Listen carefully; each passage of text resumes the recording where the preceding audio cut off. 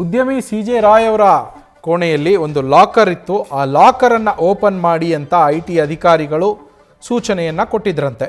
ನಿನ್ನೆ ಏನು ದಾಳಿ ನಡೀತಾ ಇತ್ತು ಇವರ ಕಚೇರಿಯಲ್ಲಿ, ಆ ಕಚೇರಿಗೆ ಮಧ್ಯಾಹ್ನ 3 ಗಂಟೆ ಸುಮಾರಿಗೆ CJ ರಾಯ್ ಅವರು ಬರ್ತಾರೆ. ರಾಯ್ ಅವರು ಬಂದಂತಹ ಸಂದರ್ಭದಲ್ಲಿ ಅವರೊಂದು IT ಅಧಿಕಾರಿಗಳೊಂದು ನೋಟಿಸನ್ನು ಕೊಡ್ತಾರೆ. ಆ ನೋಟಿಸ್ಗೆ ಸಹಿ ಮಾಡಿ ನಾನು ಬರ್ತೀನಿ ಅಂತ ತಮ್ಮ ಕೋಣೆಗೆ ಹೋಗ್ತಾರೆ. ಹೋಗೋದಕ್ಕೂ ಮುಂಚೆ IT ಅಧಿಕಾರಿಗಳು ನೀವು ನಿಮ್ಮ ಆಫೀಸ್ ಕಚೇರಿಯಲ್ಲಿರುವಂತಹ ಲಾಕರ್ನ ಓಪನ್ ಮಾಡಿ ಅಂತ ಹೇಳಿದಾರಂತೆ. ಓಪನ್ ಮಾಡಿ ಅಂತ ಹೇಳಿದಂತಹ ಸಂದರ್ಭದಲ್ಲಿ CJ ರಾಯ್ ಅವರು ಒಂದು ಸ್ವಲ್ಪ ಟೆನ್ಷನ್ ಆಗಿದ್ರು ಅನ್ನೋ ಮಾಹಿತಿ ಸಿಗ್ತಾ ಇದೆ. ಇದು ಆ ಲಾಕರಲ್ಲಿ ಏನಿತ್ತು, ಹಾಗಿದ್ರೆ ಟೆನ್ಷನ್ ಆಗುವಂಥದ್ದು ಏನಿತ್ತು ಅನ್ನೋ ಪ್ರಶ್ನೆ ಈಗ ಮೂಡುವಂಥದ್ದು. ಆದರೆ ಆ ಲಾಕರ್ ಓಪನ್ ಮಾಡೋದಕ್ಕೂ ಮೊದಲೇ, ಅದಕ್ಕೆ ಉತ್ತರ ಸಿಗೋದಕ್ಕೂ ಮೊದಲೇ CJ ರಾಯ್ ಅವರು ಆತ್ಮಹತ್ಯೆಗೆ ಶರಣಾಗಿದ್ದಾರೆ. ತಮಗೆ ತಾವೇ ಶೂಟ್ ಮಾಡಿಕೊಂಡು ಮೃತಪಟ್ಟಿರೋದು ಬೆಳಕಿಗೆ ಬಂದಿದೆ. ಹೀಗಾಗಿ ಈವರೆಗೂ ಇನ್ನೂ ಆ ಲಾಕರ್ ಓಪನ್ ಆಗಿಲ್ಲ. ಆದರೆ ಇದೀಗ ಒಂದೊಂದೇ ಮಾಹಿತಿಗಳು ಏನು ಹೊರಗಡೆ ಬರ್ತಾ ಇದೆ, ಅದಕ್ಕೆ ತಕ್ಕಂತೆ ತನಿಖೆಯನ್ನು ಮುಂದುವರಿಸ್ತಾ ಹೋದಾಗ ಆ ಲಾಕರ್ ಕೂಡ ಓಪನ್ ಆಗುತ್ತೆ. ಆ ಲಾಕರ್ನಲ್ಲಿ ಇರುವ ಸತ್ಯ ಏನು ಅನ್ನೋದು ಗೊತ್ತಾಗತ್ತೆ.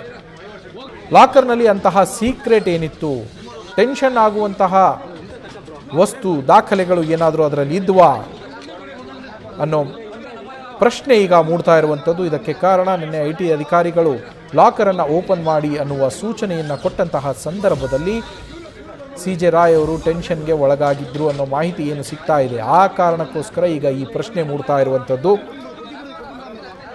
ಲಾಕರಲ್ಲಿ ಆ ಥರದ್ದು ದಾಖಲೆಗಳು ಏನಿತ್ತು, ಟೆನ್ಷನ್ ಆಗುವ ಮಟ್ಟಿಗಿನ ದಾಖಲೆಗಳು ಅಥವಾ ಹಣ ಇರ್ಬೋದು, ಬೇರೆ ಏನೇ ಇರ್ಬೋದು, ಆ ಲಾಕರ್ನಲ್ಲಿ ಅಂಥದ್ದು ಏನಿತ್ತು ಅನ್ನೋದನ್ನು ಕಾದು ನೋಡಬೇಕು. ತನಿಖೆಯಲ್ಲಿ ಇದೆಲ್ಲವೂ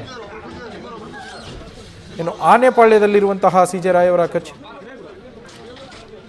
ರಾಯ್ ಅವರ ಕಚೇರಿಯಿಂದ ನಮ್ಮ ಪ್ರತಿನಿಧಿ ಚಂದನ ಲೈವ್ನಲ್ಲಿ ಜಾಯ್ನ್ ಆಗಿದ್ದಾರೆ. ಚಂದನ, ಕಚೇರಿಯ ಬಳಿಯೇ ಇದ್ದೀರಾ? ಈಗ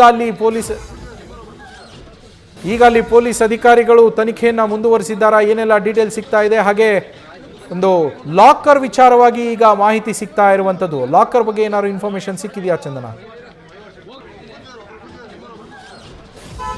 ಎಸ್ ನವೀನ್, ಸದ್ಯ ಈಗ ಖ್ಯಾತ ಉದ್ಯಮಿ CJ ರಾವ್ ಏನು ಆತ್ಮಹತ್ಯೆ ಮಾಡ್ಕೊಂಡಿದ್ರು ಅದೇ ಕಚೇರಿಯ ಮುಂಭಾಗದಲ್ಲಿ ನಾನಿದ್ದೀನಿ. ಕಾನ್ಫಿಡೆಂಟ್ ಗ್ರೂಪ್ ಕಚೇರಿಯಲ್ಲಿ ಇವರು ನಿನ್ನೆ ಕೇರಳ ಮೂಲದ ಒಂದು IT ಅಧಿಕಾರಿಗಳು ಒಂದು ವಿಚಾರಣೆ ಮಾಡೋ ಸಂದರ್ಭದಲ್ಲಿ ಅವರು ಸೂಸೈಡ್ ಅನ್ನ ಮಾಡ್ಕೊಂಡಿರುವಂಥದ್ದು. ಅಂದ್ರೆ ಈಗಾಗಲೇ ಬೆಳಗ್ಗೆನೆ FSL ತಂಡ ಇಲ್ಲಿಗೆ ಆಗಮಿಸಿ ಬೇಕಾಗಿರುವಂತಹ ಸಾಕ್ಷಿಗಳನ್ನ ಕಲೆ ಹಾಕಿರುವಂಥದ್ದು ಕೆಲಸವನ್ನ ಮಾಡಿದ್ದಾರೆ. ಅಂದ್ರೆ ಅವರು ಆತ್ಮಹತ್ಯೆ ಮಾಡಿಕೊಂಡ ಕಚೇರಿಯಲ್ಲಿ CCTV ಇತ್ತ, ಆ CCTVಯಲ್ಲಿ ಅವರು ಶೂಟ್ ಮಾಡಿಕೊಳ್ಳುವಂತಹ ದೃಶ್ಯ ಏನಾದರೂ ರೆಕಾರ್ಡ್ ಆಗಿತ್ತಾ ಅನ್ನುವಂತ ಮಾಹಿತಿಯನ್ನ ಕಲೆ ಹಾಕಿರುವಂತದ್ದು.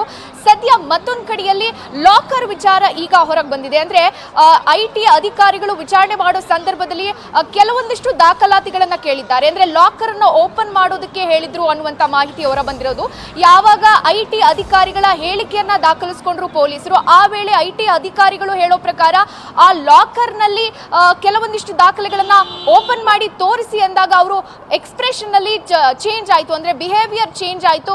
ಒಂದಷ್ಟು ನಿಮಿಷ ನಾನು ಆಚೆ ಹೋಗಿ ಬರ್ತೀನಿ ಅಂತ ಅವರು ಬೇರೆ ಕ್ಯಾಬಿನ್ಗೆ ಹೋಗಿ ಅಲ್ಲಿ ಅವರು ಎದೆಗೆ ಶೂಟ್ ಅನ್ನ ಮಾಡ್ಕೊಂಡಿರುವಂತದ್ದು ಅನ್ನುವಂತ ಮಾಹಿತಿ ಸದ್ಯ ಬರ್ತಾ ಇರುವಂತದ್ದು. ನೀವು ದೃಶ್ಯದಲ್ಲಿ ನೋಡ್ತಾ ಇರಬಹುದು, ಇದು ಅವರ ಕಾನ್ಫಿಡೆಂಟ್ ಕಚೇರಿ, ಆನೆಪಾಳ್ಯ ಬಳಿ ಇರುವಂತಹ ಈ ಒಂದು ಕಚೇರಿಯಲ್ಲೇ ನಿನ್ನೆ ಸದ್ಯ CJ ರಾಯ್ ಅವರು ಎದೆಗೆ ಶೂಟ್ ಮಾಡಿಕೊಂಡು ಸೂಸೈಡ್ ಅನ್ನ ಮಾಡ್ಕೊಂಡಿರುವಂತದ್ದು. ಈಗ ಎಲ್ಲ ಆಯಾಮಗಳಲ್ಲೂ ಕೂಡ ತನಿಖೆ ಮಾಡ್ತಾ ಇದ್ದಾರೆ. ಸದ್ಯ ಪೊಲೀಸರು ಅಂದ್ರೆ IT ಅಧಿಕಾರಿಗಳಿಗೆ ಹೇಳಿಕೆಯನ್ನ ದಾಖಲಿಸಿಕೊಳ್ಳುವಂತ ಕೆಲಸವನ್ನು ಕೂಡ ಈಗಾಗಲೇ ಮಾಡಿರುವಂತದ್ದು. IT ಅಧಿಕಾರಿಗಳು ಕೂಡ 3 ಪುಟಗಳ ಸಮಜಾಯಿಷಿಯನ್ನ ಕೊಟ್ಟಿದ್ದಾರೆ.